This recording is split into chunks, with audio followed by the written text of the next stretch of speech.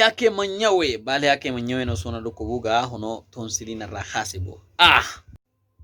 Assalamu alaikum warahmatullahi wabarakatuh dhaggeeffattoota fi hordoftoota chaanaala Abse Hashim salaamtaan tiyyatoonni irraa burqite hunda keessan bira na haa geessuun isiniin jaa akkuma na agartanii sagaleen tiyyaillee lallaafatte kanaarraan tana tonsilina jira qaleessa kala du'aa naa godha jennaa warri feesbuukaa tokko du'aa naa godhe maaliin naa baareen isaan beeku tonsilina jira hundi keessanuu warri na hordoftan du'aa naa godha tonsilii as na itee akka malee na qufaayisalleedha namni garii sukkaraa maal jettanii soogidda fi bishaan waliin naqiiti akkana afaan naqadhu hor godhiiti tufinaan jaani anillee dawaallee bitadhee hin dhufe dawana hanani jirani antibiotic fi wani na hanani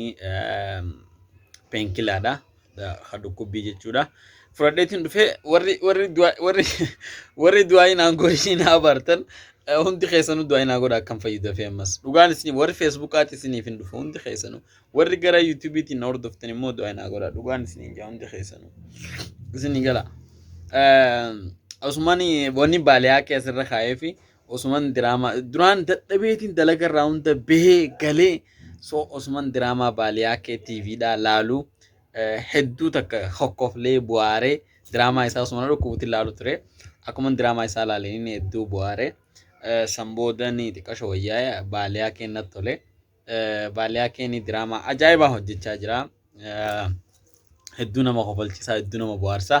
anillee silaa naa mijjatee wajjin hojjetee disna jaa dhugaa jaarsa moo akkam isa inni nama jaarsa fakkaata namni gari immoo jaarsaa miti TikTok irratti giseen argu footoo isaa hajiima waydaa xuncaa guddaa kana gisee agarsiisuun argee xuncaa guddaa gaanii guddaan qabu xuncaa guddaa kana isaa agarsiisuun argee so maybe xuncaa qabaachuun ol jaarsaa miti namni suni dhaqee arkuun fedha laaluun fedha kamitti wal qunnamaan warri wal qunnamsiisuu dandeessan lakkoofsa keessan yookaan immoo email na barreessaa yookaan anilleen viidiyoo kana isarratti taajin isa godhaa attaacha ugaan isa godhe booda baale yake manyawe si wajjin drama dalagu fedha yookaan immoo sumaa'uun arkuu fedha waan drama miti sumaa'uun arkuu fedha dhugaan sinjaa hedduu takka nama bohaarsu jirta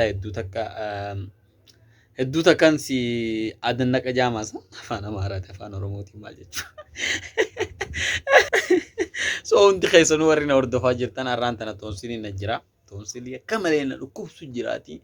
du'aa inaa godha wallaahi dalaga irraa hundan galee so du'aa inaa godhan isin jaa dhugaa rabbi du'aa inaa godha hundi keessanuu isin jaaladha isin kabaja tonsilii na jiraati du'aa inaa godha jaartis hin qabu jaartis lekkan harkadhu du'aa itti naa godha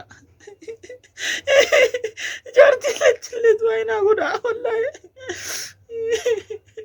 dhugaan jaartiin qabuudha eenyu naa danfisa ammaan taname eenyu naa danfisa mee so bishaan owwaa isatti danfifadha nama isatti danfisa eenyu